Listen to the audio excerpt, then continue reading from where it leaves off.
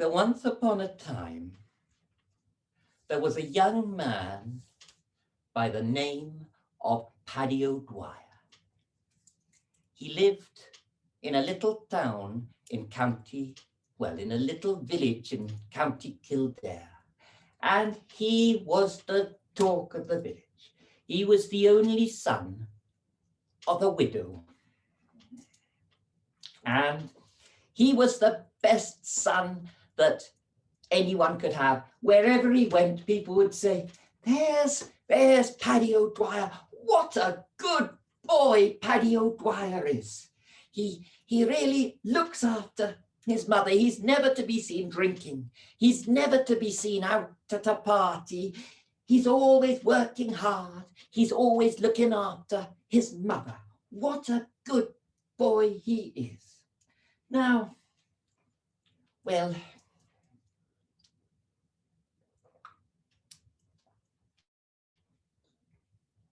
it may come as a bit of a surprise, but after a while he began to be a bit fed up and to think that maybe there's more to life than potatoes and mother. And he remembered that once as little children, they'd sort of gone off in a gang one All Hallows Eve to the ruined castle on the other side of the hill, where it was rumoured that the good people would gather for a party. And they'd got as far as, well, just seeing it and seeing that the castle was all lit up and there was noise and there was somebody or something or some people there, and they run terrified back home. And he said to his mother that All Hallows Eve, I'm off to the castle to see what's happening. You can't go there, the good people will be there. No, I am going. And off he went, and his mother was terrified. He walked through the woods and out, and the castle had a clearing in front of it, and he saw it was all lit up. But he walked up bold as brass. He walked up the main staircase and into the hall, and the hall was filled with the good people. They were all about, well, so high, and they were having a ball. They were delighted. Paddy Dwyer, it's Paddy Dwyer, it's the good Paddy Dwyer, the best boy for miles around. Welcome, Paddy Dwyer. Will you be having a drink with us? Have a drink, give him a drink, fill his glass, have a dance, let's have a dance. It's Paddy Dwyer, it's Paddy Dwyer. Well, this went on for quite a time. And then it got closer and closer to midnight. And the leader of the good people said, now, Paddy Dwyer, every All Hallows Eve we have this feast. But the centerpiece of this feast is the prettiest, most beautiful virgin in all of Ireland. Now at this time, we must go fetch her and bring her back. Will you be coming with us? And Paddy Dwyer said, I'll come. I want to see the prettiest, most beautiful virgin in all of Ireland. And they went down this great staircase and out. And there, in a semicircle, was a lot of great big black stallions. And the good people vaulted onto them, 5 or 6 to a horse. But they gave Paddy Dwyer a whole horse. And when they were all seated, they dug their heels in, and the horses took a couple of steps and then made a giant leap and began to fly. And it seemed to Paddy Dwyer, who'd never been anywhere, that they went all over Ireland. Sights were pointed out to him, the Rock of Cashel, what Waterford, Cork, Belfast even. And then they came to a great city bigger than he thought was possible, and he was told this was Dublin itself. And they landed in a street of great grand houses by the river. And once again the horses formed a semicircle. A couple of crones flew their horse up to a window. Paddy Dwyer brought his horse close so he could see what would happen. One of the crones opened the window. The other went in and drew back the curtains. And there lying in bed, Paddy Dwyer saw the most beautiful virgin in all of Ireland. Her face was fair. Her hair was red. Her breasts were like plump watermelons. Well, he didn't have much time to be looking at her, because one of the old crones grabbed her from her bed and passed her out to the waiting good people. But he noticed that the other crone took a stick and threw it into the bed. And the stick twirled and tormented and wriggled until it took the form of the girl they'd been a-taking. But it was not so beautiful. It looked ill and close to death.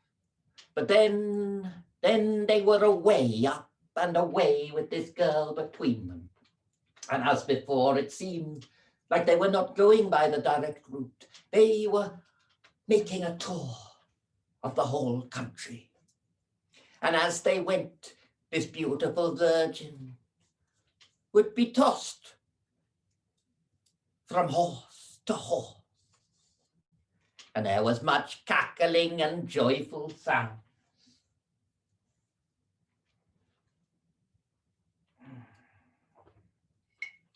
Do have another drink with me.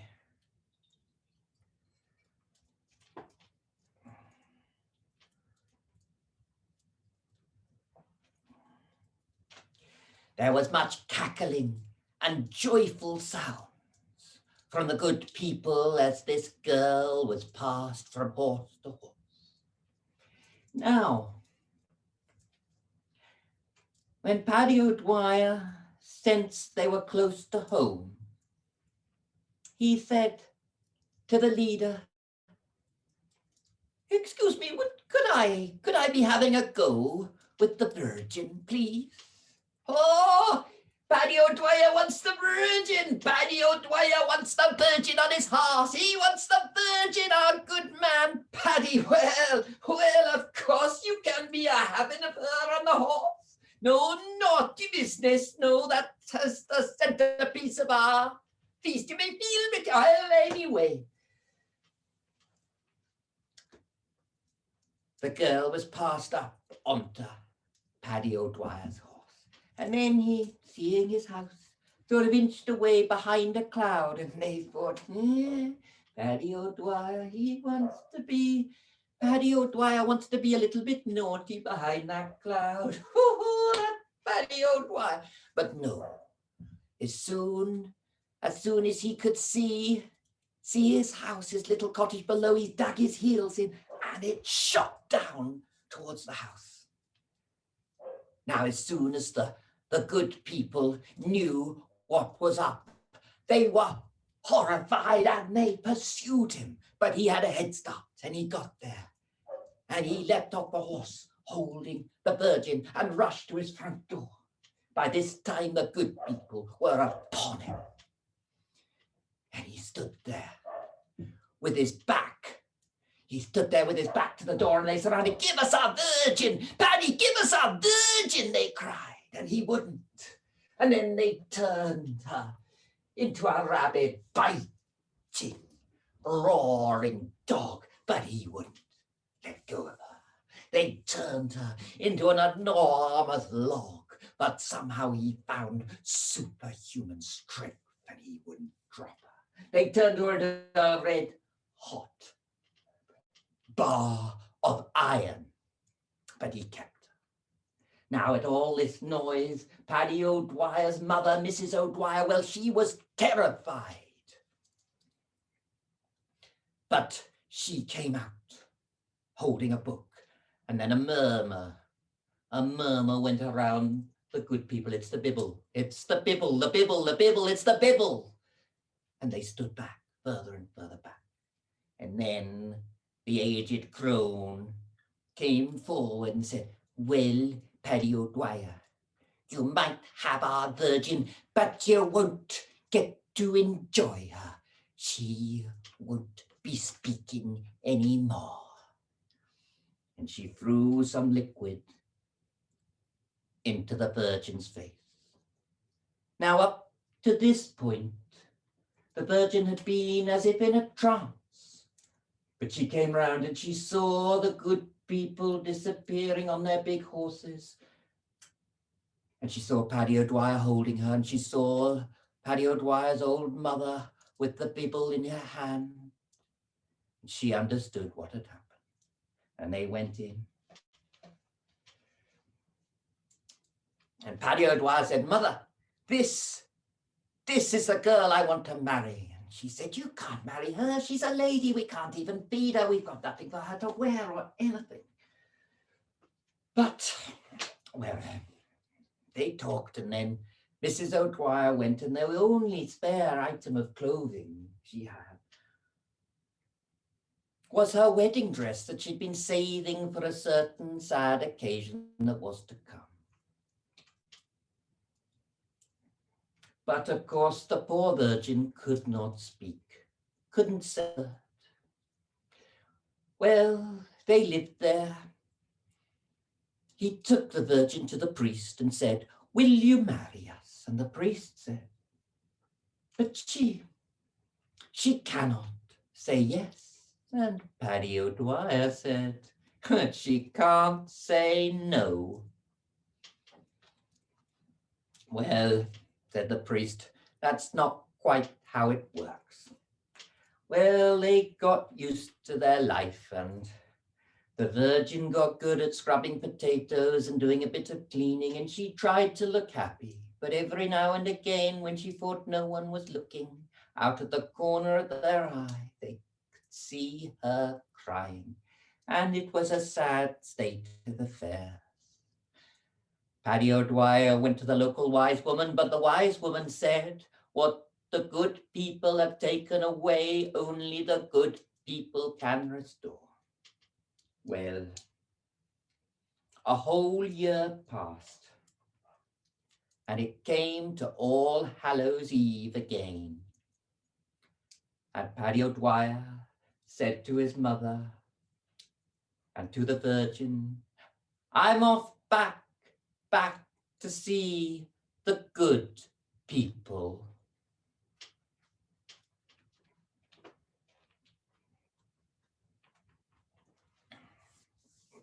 And his mother said, you mustn't be a-going to see the good people after what happened to you last year. They will surely kill you. But nothing doing, off Paddy went. This time, however, when he got there, he crept up slowly, and hid under the windows and listened to what they were saying. They weren't saying a lot of interest, but then he heard one of them say, it was a wicked trick that Paddy O'Dwyer played on us last year. It was a wicked trick. It was a wicked trick. It was a very wicked trick. However, he won't get much pleasure out of her. And you know, the funniest thing is just one drop of this, our fairy Alexia would bring back her speech.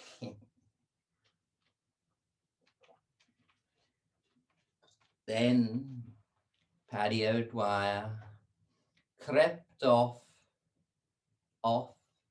into the woods and got onto the main road and marched up, bold as brass, up the main staircase. Hello, everybody. Oh, it's Paddy Dwyer. It's Paddy Dwyer. He's back. It's the famous Paddy Dwyer. Have a drink with us. Have a drink.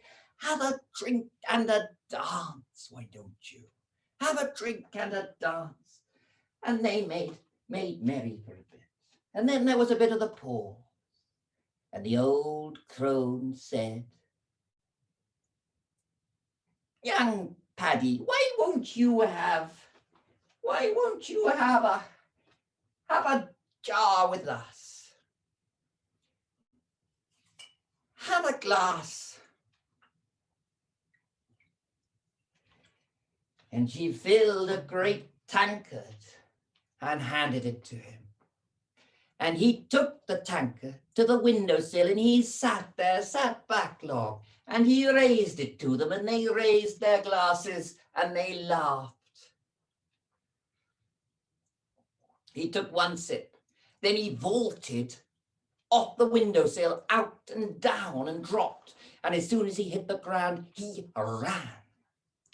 Now, he had the advantage.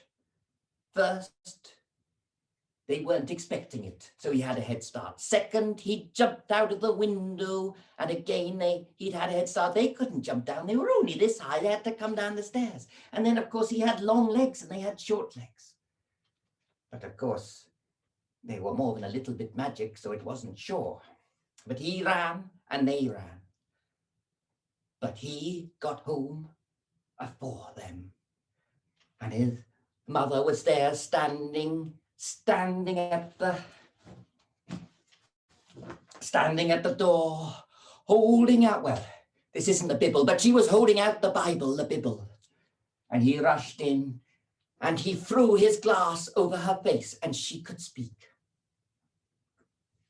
Now, the first thing she said was that she loved him, and it was so wonderful, so very, very happy. He was after getting married at once, but she said she needed her father's permission. And she wanted to go to Dublin and see him, but of course, he'd never been anywhere, and how would they ever get the money to be going to Dublin? So he said, "You must write a letter." So they saved and saved and saved until they could afford the stamp, and they sent a letter. Well, when there was no reply, after a few months, they sent another letter. And then Paddy Dwyer said, "Well, he must surely be dead. We should get married now." But she wanted to go to Dublin. Now, he tried to say how difficult this was, but she wasn't having any of it. She'd traveled. She knew that all you did was get up and go. So they took as many cooked potatoes as they could and set off. And they got rides where they could. They slept in sheds. And I'm afraid it's a funny thing, but if you'd seen Paddy Dwyer in his potato patch and around the place where he lived, you'd think he was the cock of the rock, the king of all he could survey. But the further and further he got from home, the more awkward and shy he became. And as they got to Dublin, he retreated more and more into himself as he saw these great buildings. And then they got to the centre and they got to this great grand street. And all these footmen were walking past, and he felt that any one of them might pick him up and throw him in the river. Then they got to a grandest house of all, and he wanted to go round the back, but no, his lady beloved insisted they went to the front door and knocked. And a very grand butler opened. "James, is my father in?" said the girl. "I beg your pardon. I'm looking for my father, James. Is he here?" "The gentleman of this house has no daughter." She died a year ago. Now, we don't turn beggars off here empty-handed. If you go round the back, I'll tell cook to give you some porridge. James, don't you recognize me? I insist you get my father. I will not. If you go back, you'll get some porridge. If you won't go, I'll get the footman to throw you away. Now, at this point, luckily enough, her father appeared in the hall, dressed to go out to his club. And he said, well, what is this? Father, father. How can you call me father? My only daughter is dead and buried these last year and a half. And he wouldn't look at her, wouldn't talk to her. And finally she said, well, if you won't look at me and you won't talk to me, please, can you get Mama? Get Mama. I'm not going to get my wife. She's only just begun. Not to feel completely and utterly miserable and to get back into life. This sort of thing would only upset her. No, you must go. If you go round the back, I'll send word that they are cooked to give you some porridge. Now, fortunately, at this moment, the wife appeared walking by, and her daughter called out to her, and she came and she looked, and she saw her daughter there. Well, the happiness in that house was overflowing, and they heard the story and they couldn't thank Paddy Dwyer enough, and they were happy for the marriage to happen straight away. But Paddy Dwyer insisted that he needed to tell his mother, so he sent a coach and four to fetch his mother. A place where she lived nobody had seen a coach and four. And she turned up in Dublin. And she was there at the wedding. And they all lived together. And they lived happily ever after. Oh, dear.